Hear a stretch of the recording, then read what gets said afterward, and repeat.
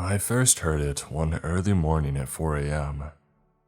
I had woken up and I could not fall back asleep. After twisting and turning for what must have been half an hour, I decided to try the good old stop moving and pretend that your body is a brick strategy. That's when I noticed it. A faint, mechanical throbbing sound. At the time, I didn't make much of it, and in retrospect, I never should have. Eventually, I managed to fall back asleep. When I woke up the next morning, the sound was gone.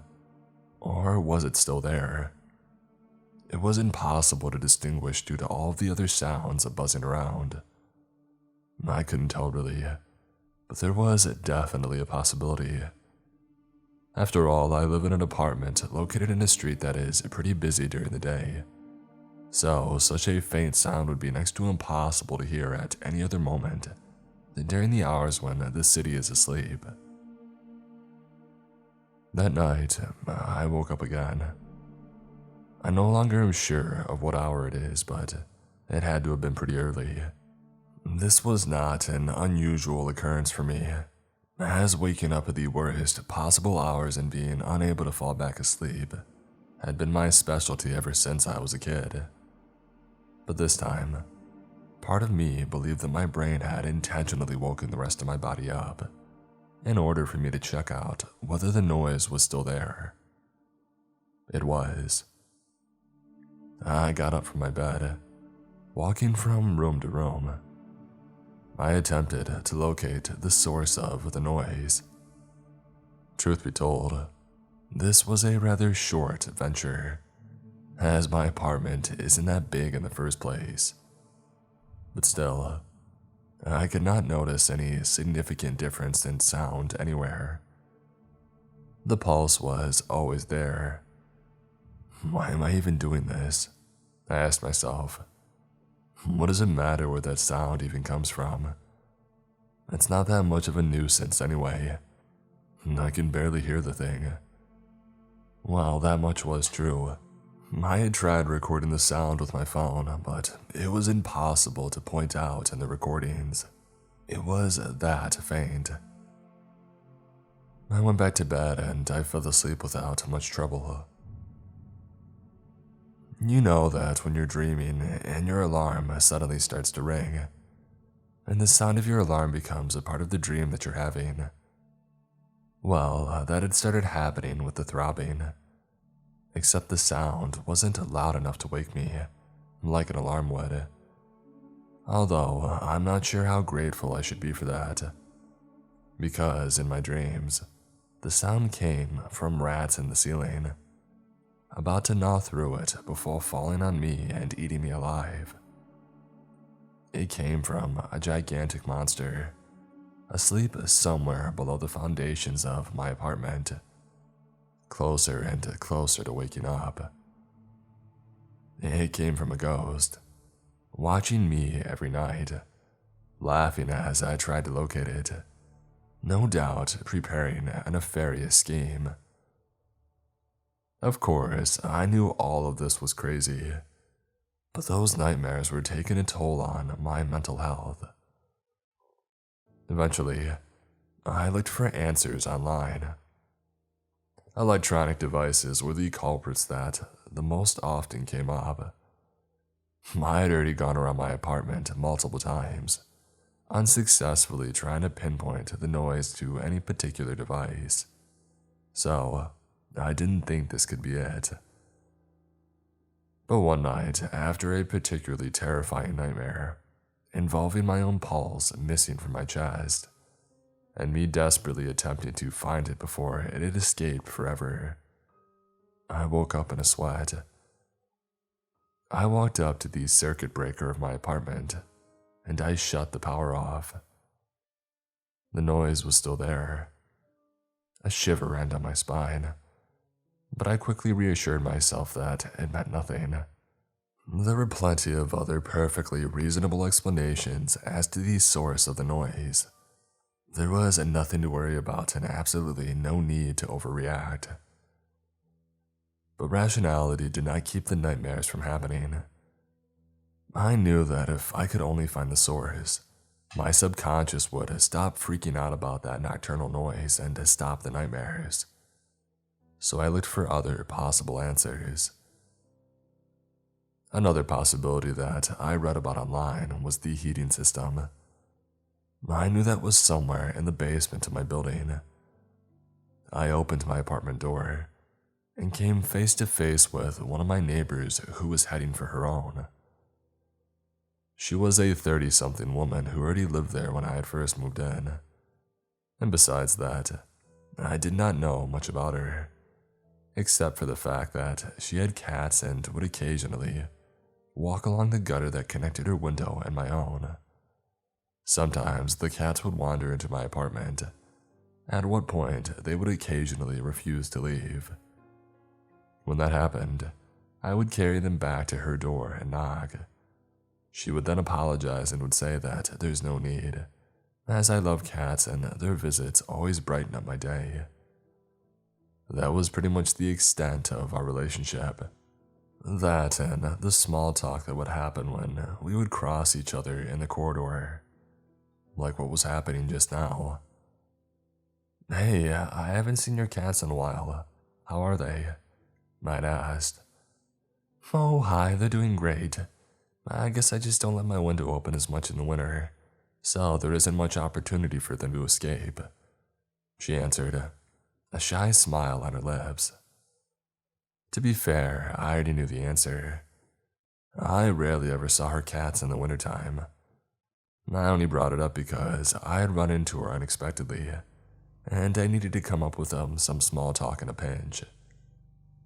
After a small silence, I decided to risk it. Have you noticed anything weird, like faint noises recently, especially at night when it's really quiet?" "A weird noise? No, I haven't noticed anything out of the ordinary recently. Sorry about that." I did not know whether to be relieved or worried. As I looked into her eyes before parting ways, I noticed how tired she looked. Dark circles, a weak voice. Could it be the noise that was keeping her up as well? I shook my head. No, she had just told me that she hadn't heard anything recently. There were plenty of factors that could lead to a person looking tired. Despite my best efforts, the doubt lingered. What if she was lying to me? I made my way to the basement without any other encounters. The door to the boiler room was locked. This didn't come as a surprise to me, but I had hoped that if the throbbing noise's origin really was this place, it would be stronger here. I put my ear against the door. I heard a soft buzzing noise and other low-pitched sounds, but nothing resembled the throbbing that I could hear upstairs. Disappointed, I turned around and made my way back upstairs.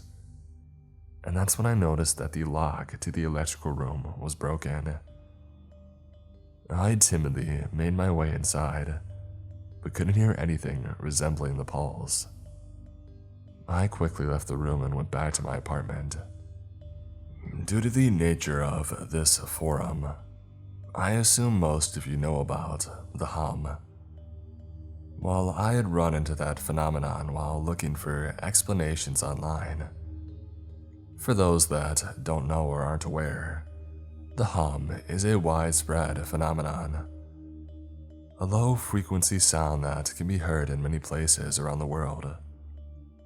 The rational explanation is that there isn't just one single hum, but multiple ones coming from different origins, and they're described in the same way by the locals. Oftentimes, the source would just be an old-fashioned building or something of the sort. And maybe this was the case here too. Maybe the sound did not come from my apartment building at all. That night, I walked out into the streets. My city isn't really that big, and I live in a pedestrian street, so traffic is non-existent here. The night, it was dead silent. The conditions to hear the hum were nearly perfect. But I heard nothing. This was just another dead end. I made my way back upstairs. As soon as I had settled down, I heard that all too familiar throbbing sound again. I'm ashamed to admit it, but I had a bit of a nervous breakdown. I could not take the non-stop nightmares anymore. I just knew the sound was nothing supernatural or nefarious, but my subconscious wouldn't just give me a break. I hadn't gotten proper rest in weeks. I wanted to call the police, an ambulance, the fire brigade, a freaking priest even. But I realized how ridiculous all of this was. The throbbing sound was like insanity knocking at my door. If I did not find its source, my mind would eventually answer its call and be consumed whole. I made my mind up. The only explanation left was that this sound came from an electronical source. I had already switched everything off in my apartment, but maybe it came from one of my neighbors. Surely none of them would mind if I just switched the power off in my entire building in the middle of the night, especially if it was only for a few minutes. Their fridges and freezers would stay cold enough until I turned it all back on. The computers that they left on standby would shut down, sure. But hey, it serves them right for not saving their work and shutting them down properly. As far as I'm concerned, this is an ecologically friendly move. I nervously laughed to myself. Of course, the truth was that I just wanted to be done with all of this. Thankfully for me, the lock to the electrical room was still broken. It was easy for me to make my way in, and so was turning everything off. I painstakingly walked up the stairs, all the way to my apartment, lighting my way with my cell phone. I entered my room and sat on my bed for a few minutes. My own heart was throbbing, partly from anticipation, and partly because of all the stairs that I had walked up. But eventually, it settled back down. Nothing. The night was silent like it should be, and like I had always thought it was before first hearing the pulse. I grinned from ear to ear. The sound really did come from an electrical source. There was nothing to worry about. I made my way back downstairs, making sure to turn everything back on as the way it was. This time, I could use the elevator though. Just like the absolute silence of the night, this was another thing that I took for granted, and now felt grateful for. That night, I slept peacefully for the first time in weeks. The noise was no longer a source of anguish. It was the weekend, so I could afford to turn my alarm off and just rest for as long as I needed. I woke up at 3 p.m. starving. I left my apartment to get a quick bite. I was heading back to my apartment door when I saw my neighbor at the end of the corridor, her head down. As I got closer, I saw that she was painstakingly trying to find the right key on her keychain, but that was not what had bothered me. She was sobbing.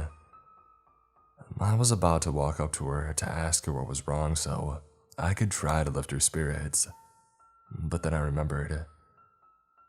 She's always been afraid of hospitals.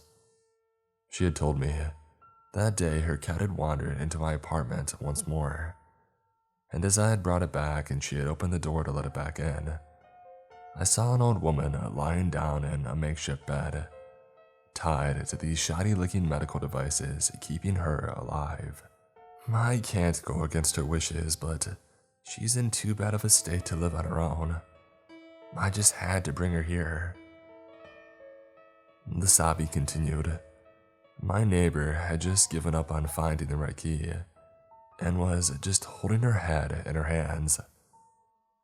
Too ashamed to talk to her, I silently reached for my door and made my way inside. I had slept peacefully indeed. The electronical noises coming from that old lady's medical devices had no longer been a source of concern for me. I had no longer heard them in my dreams, nor did I hear the sirens that had come to pick her up that morning.